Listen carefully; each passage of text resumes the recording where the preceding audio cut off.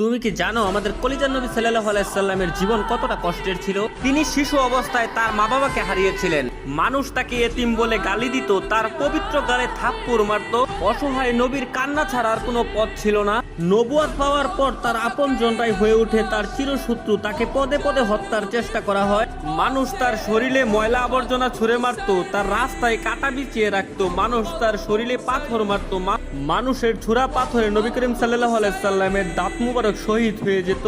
নিকৃষ্ট পাষাণরা নবীর পবিত্র মুখে থুথু পর্যন্ত ছিটিয়ে দিয়েছিল।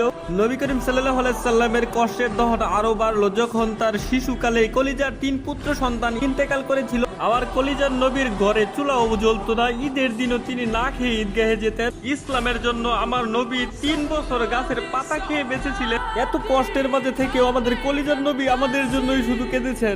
আমার এই অসহায় নবীকে যদি ভালোবাসো তাহলে কমেন্টে লেখো আই লাভ মুহাম্মদ এবং